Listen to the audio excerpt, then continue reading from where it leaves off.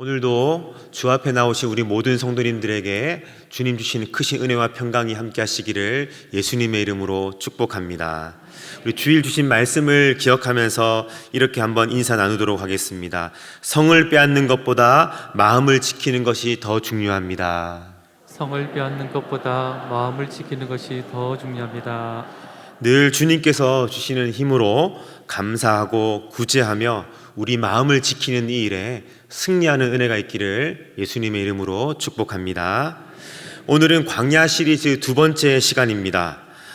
오늘 말씀의 제목은 광야에 들어와서 첫 번째 수업이라고 하는 제목으로 함께 말씀을 나누도록 하겠습니다. 오늘 본문 말씀의 배경은 이스라엘 민족이 출애굽 이후로 홍해의 기적을 체험하고 감격과 축제의 흥분의 마음으로 이 광야 생활을 처음 시작하게 된 지 3일째 되는 날입니다. 바로 우리가 잘 아는 마라에서의 일입니다. 본문 말씀을 중심으로 광야를 통해 주시는 세 가지 교훈을 함께 살펴보도록 하겠습니다. 본격적으로 설교를 시작하기 전에 이스라엘 민족이 홍해를 건넌 이후에 그들이 마라와 엘림까지 걸어왔던 길, 아마 그 길로 예상이 되는 그 길을 영상을 통해서 잠시 보도록 하겠습니다.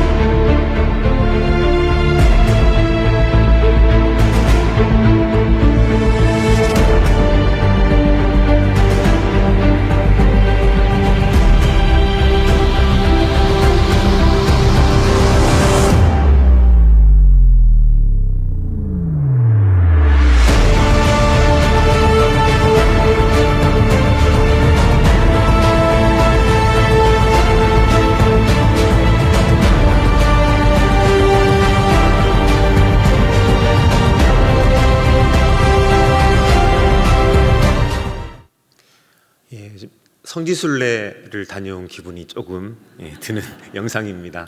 제일 마지막에 보셨던 장면이 오늘 본문 말씀 마라 이후에 10km 떨어져 있는 엘림으로 추정되는 지역이고요. 그 전에 보셨던 바다가 아마도 이스라엘 민족이 모세와 함께 건넜던 그 홍해의 지점이 아닌가라고 예상이 되는 그곳이라고 합니다.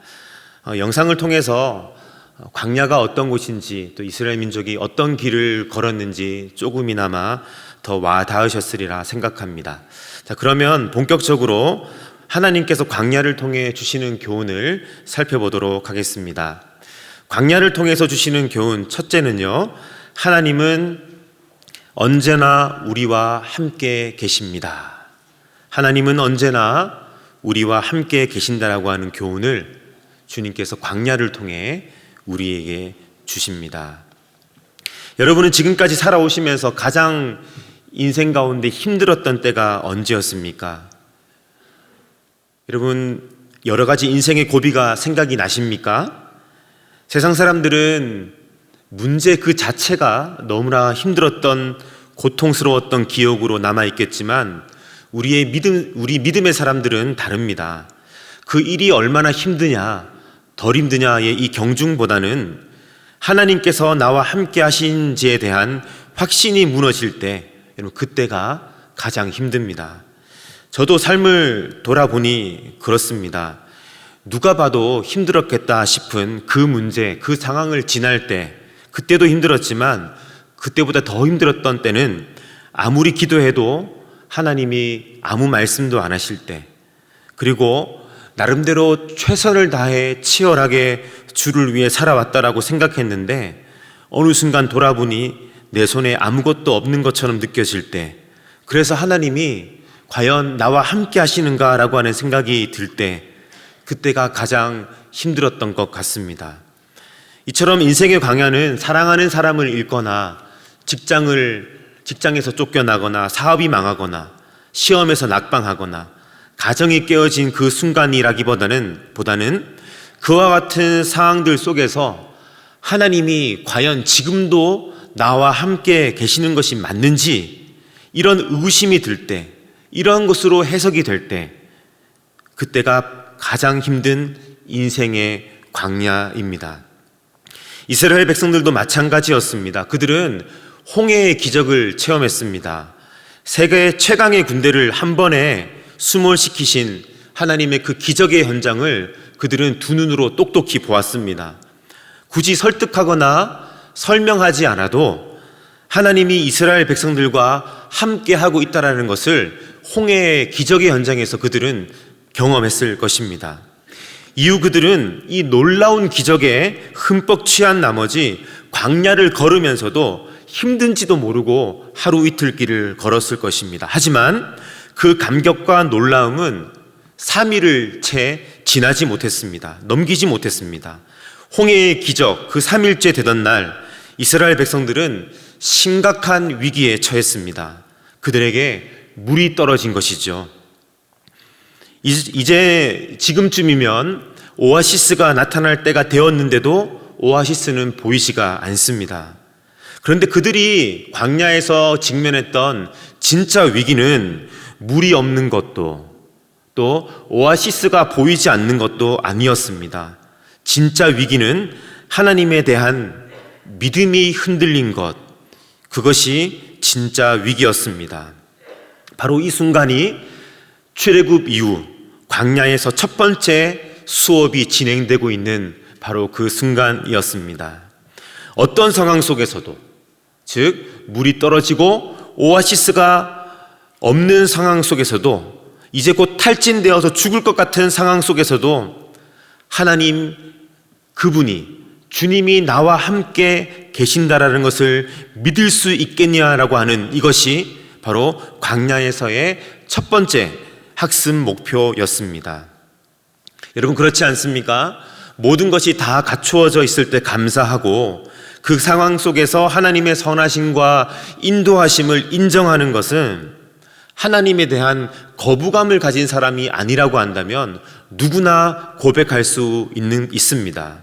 그러므로 이런 상황 속에서는 믿음의 옥석을 가려내기가 쉽지 않습니다. 믿음 때문에 평안한 것인지 아니면 내게 주어진 것 때문에 평안한 것인지 분별하기가 어렵죠. 하지만 텅 빈 광야에 서는 순간 우리는 내 믿음의 진면목을 볼 수 있습니다.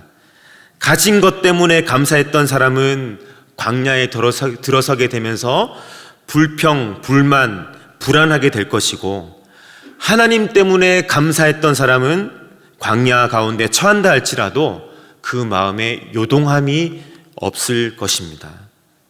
하나님께서는 이처럼 인생의 광야에서 우리의 믿음을 달아보십니다. 우리의 연약함을 직면하게 하시고 또 우리를 온전함으로 빚으십니다. 모든 상황 속에서 하나님, 어떠한 상황 속에서도 주님은 나에게 선하신 분이십니다 라고 하는 고백을 할 수 있도록 우리를 빚으십니다. 우리가 잘 아는 것처럼 우리 하나님의 또 다른 이름은 임마누엘입니다. 하나님은 지금도 우리와 함께 계십니다. 아무리 설명하기 힘든 상황 가운데 내가 놓여져 있다 할지라도, 하나님의 숨결이 아무리 해도 느껴지지 않는 그런 상황 속에 처해 있다 할지라도 하나님은 여전히 우리와 함께 계셔서 내 인생을 붙들고 계십니다. 오늘 이 밤에 혹시 인생의 광야를 지나고 계신 분이 계신다면 오늘 이 고백을 통하여서 이제 너는 모든 것이 끝났어 라고 하며 우리를 낙담하게 하는 이 사단의 면전 앞에서 그렇지 않다, 그렇지 않아, 하나님은 여전히 나를 선하게 인도하고 계셔라고 고백함으로 인하여 하나님께 모든 영광을 올려드릴 수 있기를 예수님의 이름으로 축복합니다. 광야를 통해서 주시는 교훈 두 번째는요, 우리의 목마름은 오직 하나님만 해결할 수 있다는 것입니다. 광야를 통해 주시는 교훈 두 번째, 우리의 목마름은 오직 하나님만이 해결할 수 있습니다. 애굽의 왕이었던 이 바로의 노예로 살던 이스라엘 백성들은 430년이라고 하는 기나긴 노예 생활을 끝내고 드디어 자유의 몸이 되었습니다. 바로가 이스라엘 백성을 절대로 어떠한 상황 속에서도 놓아주지 않으려 했기 때문에 이스라엘 백성들은 갑자기 자유의 몸을 얻게 되자 아무런 준비도 제대로 하지 못한 채 급하게 짐을 싸서 애굽을 빠져나와야 했습니다. 그렇게 홍해의 기적을 경험했고 그 이후로 3일이 지났습니다. 그토록 놀라운 기적을 경험했음에도 불구하고 어떻게 3일 만에 물이 없다고 하나님께 원망할 수 있냐, 믿음이 흔들릴 수 있냐라고 하며 이스라엘 민족을 질타하는 사람들이 있는데, 광야가 어떤 곳인지 경험해 보았다면 절대로 함부로 이스라엘 민족을 욕할 수 없을 것입니다. 그들에게 있어서 물이 점점 고갈되는 것은 두려움이었으며, 그런 와중에 물이 떨어져 가고 마지막 한 모금을 남겨놓고 있는 상황 속에서도 오아시스를 만나지 못하는 것은 생존의 위험, 두려움 그 자체였습니다. 여러분 생각해 보십시오. 물이 떨어져 갑니다. 오아시스는 보이지 않아요. 칭얼거리는 아이들, 목마르다며 칭얼댑니다. 탈수 증세를 일으키는 노약자들, 그리고 점점 더 기운을 잃어가는 가축들을 볼 때 이스라엘 민족은 마음을 지키는 것이 쉽지 않았을 것입니다. 그럼에도 불구하고 성경에 보면 거기까지는 이스라엘 민족이 원망 불평했다라고 하는 기록이 없습니다. 대단하지요? 그렇게 버티고 버티다가 겨우 오아시스를 발견한 것이 바로 우리가 잘 아는 마라입니다. 여러분, 얼마나 반가웠겠습니까? 얼마나 환호성을 질렀을까요? 역시 하나님은 우리를 버리지 않으셨어. 여호와 이래. 바로 이것을 두고 하는 말이지. 그들은 환호성을 질렀을 것입니다. 그들은 마라샘에 뛰어들어가서 물을 벌컥벌컥 마시는데 도저히 마실 수가 없습니다. 물이 너무 썩기 때문이죠. 3일 동안, 여러분 생각해 보십시오. 3일 동안 물이 없어서 허덕이던 사람들이었다면 물맛이 웬만큼 나쁘지 않은 이상 물 먹었지 않았겠습니까? 그럼에도 불구하고 마라의 물을 마실 수 없었다고 한다면 정말 그 물은 먹을 수 없는 물이었습니다. 여러분, 바로 이 시점에서 백성들의 원망과 불평이 터져 나왔습니다. 참고 참았던 것이 폭발했던 것 같아요. 여러분, 우리에게도 이런 일들이 있습니다. 천신만고 끝에 결혼했는데 잘못된 만남입니다. 서로 사랑해야 할 부부가 날마다 싸우고 갈등하니 얼마나 괴로운지 모릅니다. 지독한 취업난을 뚫고 천신만고 끝에 취직을 하였는데 회사 조직 문화가 너무 나와 맞지 않아서 너무나도 고통스럽고 힘듭니다. 부푼 꿈을 안고 이 자식 교육 때문에 이민까지 갔는데 오히려 자식들이 그 현지에서 나쁜 물이 들어서 공부는 뒷전이고 타락의 길을 걸어가고 있습니다. 여러분, 이처럼 우리가 인생길 가운데 천신만고 끝에 우리의 목마름에 대한 물을 찾았는데 마실 수 없는 쓴물이 되는 상황들이 우리 주변에, 우리의 삶의 현장 속에 여러분 얼마나 많습니까? 자식이 대학만 들어가면 다 될 줄 알았습니다. 취직만 되고 결혼만 하면 다 될 줄 알았습니다. 하지만 그렇게만 되면 우리의 목마름이 해결될 줄 알았습니다. 하지만 그것은 잠시 또 다른 형태의 목마름이 우리를 괴롭히지 않습니까? 3일간 광야를 걸으면서 물 부족과 두려움에 고통당했던 이스라엘 백성들의 목마름, 이들의 목마름은 어떻게 해결이 되었습니까? 여러분, 마라가 해결해 주었습니까? 아닙니다. 그들의 목마름은 마라 오아시스가 해결해 주지 못했습니다. 그들의 목마름은 마라의 쓴물을 마실 수 있는 단물로 바꾸어 주신 하나님께서 그들의 목마름을 해결해 주셨습니다. 우리가 잘 알고 있는 것처럼 백성들이 원망하고 불평하니까 모세가 하나님 앞에 간절히 부르짖습니다. 그러자 하나님께서는 모세에게 한 나무를 알려주시고 그 나뭇가지를 마라의 쓴물에 던져 넣으라 말씀하십니다. 그렇게 했더니 쓴물이 단물이 되어 모든 사람들이 목마름을 해결할 수가 있게 되었습니다. 사랑하는 성도 여러분, 무엇이 이스라엘의 목마름을 해결했습니까? 마라가 아니고 하나님이십니다. 하나님만이 오늘 우리의 인생의 목마름을 근원적으로 해결할 수 있는 분이신 줄로 믿으시기를 바랍니다. 그러므로 우리는 마라를 찾아다니는 것이 아니라 하나님을 갈구하며 하나님을 앙망해야 될 줄로 믿습니다. 세상에서는 그렇지 않습니까? 이렇게 하면 된다, 저렇게 하면 된다라고 하는 이 세상이 말하는 이 마라를 쫓아다니는 불신앙을 그치고 오직 하나님만이 내 인생의 목마름을 해결할 수 있다라고 하는 믿음으로 주님 앞으로 온전히 나아갈 수 있기를 간절히 바랍니다. 여러분, 마라에 던져 넣은 나무는 십자가에서 구원을 이루신 바로 예수 그리스도를 예표하고 있습니다. 우리의 목마름을 가지고 오늘 이 밤에 예수 그리스도에게로 나아가시기를 바랍니다. 깨어진 관계, 돌이킬 수 없는 상황, 우리의 모든 연약함, 이 모든 것들을 가지고 주님의 십자가 밑으로 함께 나아갑시다. 바로 그곳에서 우리 인생의 목마름이 해결될 줄로 믿습니다.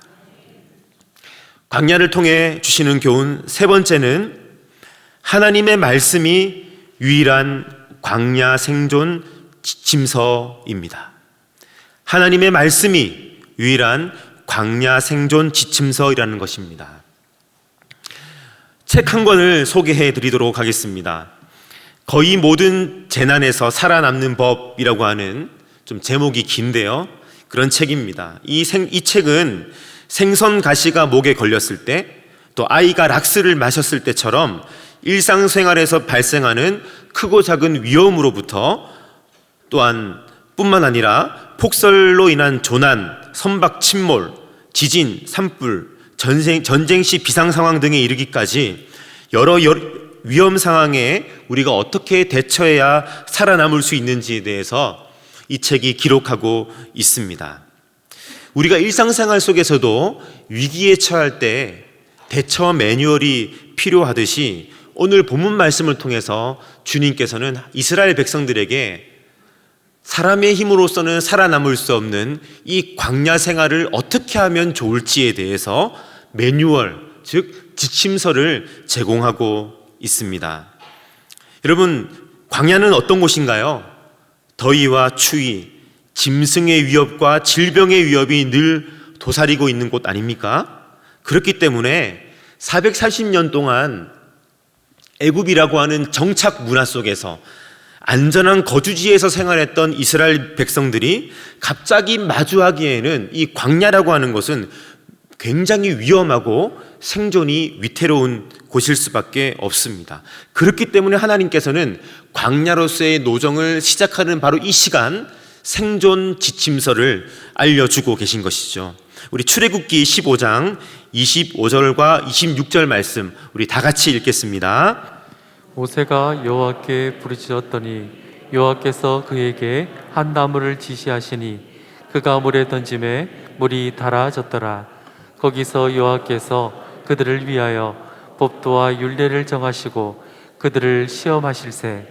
가라사대 너희가 너희 하나님 나 여호와의 말을 청종하고 나의 보기에 의를 행하며 내 계명에 귀를 기울이며 내 모든 규례를 지키면 내가 애굽 사람에게 내린 모든 질병의 하나도 너희에게 내리지 아니하리니 나는 너희를 치료하는 여호와임이니라. 아멘. 이 말씀을 보십시오. 마라의 쓴물, 거기에다가 하나님의 말씀대로 하나님이 지정하신 나무를 던져 넣으니 물이 달아졌습니다. 그리고 바로 거기에서 하나님이 행하신, 바로 그 쓴물이 단물이 된 현장 가운데 하나님이 행하신 매우 중요한 일이 있습니다. 그것은 바로 법도와 율례를 정하고 그들을 시험하시고 그들에게 그 법도와 율례를 지킬 것을 말씀하시는 것입니다. 하나님께서는 이 율례와 법도를 정하시고 이스라엘 백성에게 지킬 것을 요구하신 이후에 앞으로 그들이 이 말씀을 잘 지켜 행하는지 그렇지 아니한지 그들을 잘 조심해서 살펴보기를 원하셨습니다. 이런 얼핏 생각하기에는 우리가 이렇게 생각할 수 있습니다. 내가 너희들에게 목말라 죽어가는 너희들에게 물을 주었으니 이제는 내가 원하는 대로 나의 이익을 위하여 너희들은 내 명령을 따라라 라고 생각할 수 있지만 그렇지 않습니다. 이 말씀을 보면 여러분 노란 글씨를 보십시오. 거기서 여호와께서 법도와 율례를 정하셨는데 이것은 누구를 위하여 정하신 것입니까? 그들을 위하여, 이스라엘 백성을 위하여, 광야에서는 혼자 힘으로 살아남을 수 없는 이스라엘 백성이 살아남기 위하여 법도와 율례를 주셨다라고 말씀하고 있습니다. 우리 생각에는 건강과 안전을 위한 실제적인 지침이 기록되었을지도 모른다라는 그런 생각을 할 수도 있는데 오늘 말씀을 보면 그것보다는 좀 우선되는 원리를 기록하는 것 같습니다. 가라사대 너희가 너희 하나님 나 여호와의 말을 청종하고 나의 보기에 의를 행하며 내 계명에 귀를 기울이며 모든 규례를 지키면 내가 애굽 사람에게 내린 모든 질병이 하나도 너희에게 내리지 아니하려니 나는 너희를 치유로 하는 여호와니라. 여러분 우리가 생각할 때 이것이 무슨 실제적인 매뉴얼입니까? 어떻게 이것이 안전할 수 있는 규정입니까? 라고 생각할지 모르나 이 말씀을 우리에게 그 당시 이스라엘 백성에게 주셨던 하나님의 입장에서는 이것이 큰 원리처럼 보일지도 모르나 이것이야말로 하나님의 말씀을 지켜야 한다라고 하는 이 말씀이야말로 이스라엘 백성이 광야 생활을 안전하고 건강하게 살아갈 수 있는 실제적인 지침이라고 하나님 우리에게 말씀하고 계십니다. 사랑하는 성도 여러분, 하나님의 말씀에 귀를 기울이고 그 말씀에 따라 순종하는 이것은 하나님을 위한 일이기 이전에 우리 자신의 안녕과 행복을 위한 길임을 여러분 기억하시기를 바랍니다. 주님은 우리에게 그 백성들에게 법도와 율례를 주시면서 이것은 너희를 위한 것이라고 말씀하고 계십니다. 올해 우리 교회는 공동체와 함께 성경 읽기에 집중하는 해를 이제 드디어 시작했습니다. 매일 말씀을 읽고 묵상하는 것이 왜 나 자신을 지키는 일인지, 그것이 어떻게 내 자신을 지키는 실제적인 지침이 되는지 때로는 이해되지 않을 때도 있지만 우리의 이해 여부와 상관없이 말씀이야말로 우리를 지키고 보호하기 위하여 하나님이 광야 생활을 하고 있는 우리에게 주신 주님의 가이드라인이라고 하는 것을 믿고 날마다 말씀 읽기에 최선을 다하며 이 말씀을 붙드시는 은혜가 있기를 간절히 바랍니다. 말씀을 맺겠습니다. 성지순례를 다녀오신 분들을 이야기를 들어보면 이 광야에서 해가 뜨고 질 때 정말 이 광야가 멋지고 아름답다고 합니다. 장관이라고 합니다. 장관 그 자체라고 합니다. 그런데 광야가 아름다운 이유는 따로 있습니다. 광야 그 자체가 아름다워서 광야가 아름다운 것이 아니라 광야를 통해 하나님께서 우리를 아름다운 믿음의 사람으로 빚으시기에 광야가 아름다운 것입니다.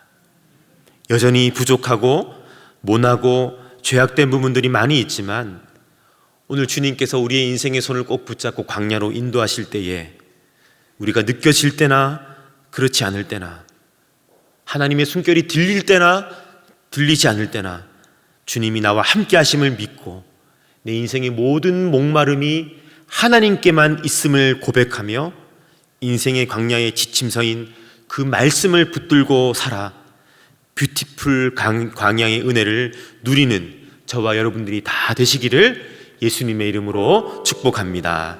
우리 다 같이 말씀을 기억하면서 찬양하도록 하겠습니다.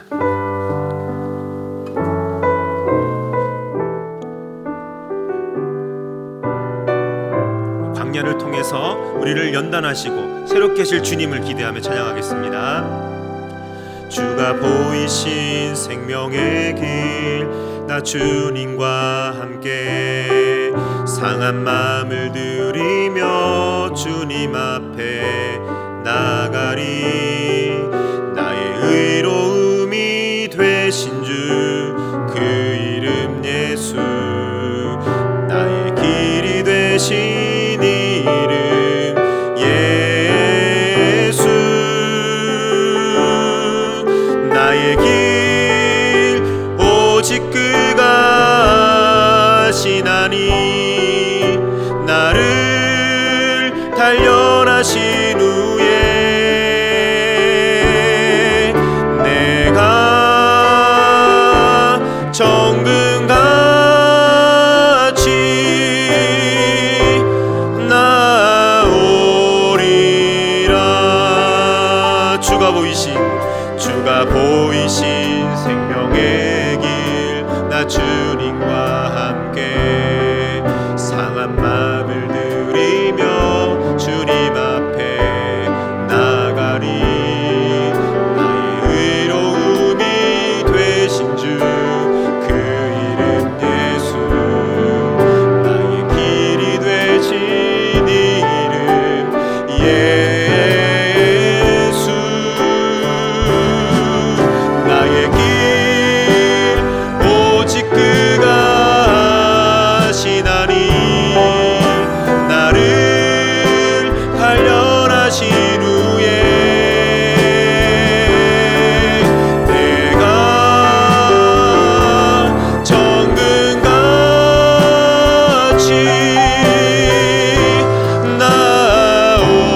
나오리라. 나의 길 오직 그가 하시나니, 나를 단련하신 후에 내가 정금같이 나오리라. 아멘. 우리 함께 기도 제목을 읽으면서 함께 기도하도록 하겠습니다. 광야를 통해 하나님을 의지하는 것만이 유일한 살 길임을 다시 한번 알게 하시니 감사합니다. 어떤 상황 속에서도 하나님이 나와 함께 계신 것을 믿으며 하나님만이 인생의 목마름을 해결하시는 분임을 확신하게 하시며 하나님의 말씀에 살 길이 있음을 믿고 행할 담대함을 주옵소서. 아멘. 우리 말씀을 기억하면서 함께 기도하도록 하겠습니다. 살아계신 하나님 아버지, 그렇습니다. 이 인생의 광야의 길을 걸어가게 될 때에 하나님 아버지, 하나님의 숨결이 느껴지지 아니하고 과연 하나님이 지금도 나와 함께 계시는지에 대한 의구심이 생길 그때에 하나님 아버지, 우리의 믿음으로 주님 앞에 선포하며 고백하며 나아가길 원합니다. 하나님 임마누엘의 하나님, 나와 함께 계시는 그 하나님, 그 어떠한 순간 속에서도 나를 붙들고 계시는 그 하나님을 온전히 신뢰하며 나아가게 하여 주시옵소서. 하나님 아버지, 이 세상 그 어느 곳에서 나의 목마름을 해결하지 아니하도록 도와주시고 오직 하나님만이 나의 인생의 목마름을 해결하는 분임을 고백하며 주의 말씀 붙들고 나아갈 때에 하나님 아버지, 승리케 되는 역사가 있게 하여 주시옵소서. 오늘도 인생의 광야 가운데 지치고 고나고 목마름이며 주님 앞에 나온 주의 백성들을 위로하여 주시고 주님이 생명이 되어 주시고 주님이 생수가 되어 주셔서 승리케 되는 역사가 있게 하여 주시옵소서. 하나님 아버지, 너무나도 거칠고 메마른 광야를 걸어가게 될 때에 우리의 힘으로는 온전히 걸어갈 수 없음을 고백하오니 하나님 아버지, 다시 한번 오늘도 주 앞에 나온 주의 백성들을 위로하여 주시고 하나님만이 우리의 하나님 해갈이 되어주시며 어떤 상황에서도 하나님이 나와 함께하고 계시며 내가 이 광야 생활 가운데 붙들고 살아갈 것은 오직 생명의 말씀, 하나님의 말씀밖에 없음을 기억하며 올 한 해 하나님 온전히 주의 말씀 가운데 거할 수 있는 주의 백성들 될 수 있도록 도와주옵소서. 지친 영혼들, 광야에서 낙심한 영혼들이 있다면 다시 한번 성령으로 일으켜 세워주시고 주님의 생수로 말미암아 다시 한번 살아나는 은혜의 역사가 있게 하여 주시옵소서. 예수님의 이름으로 기도합니다. 아멘.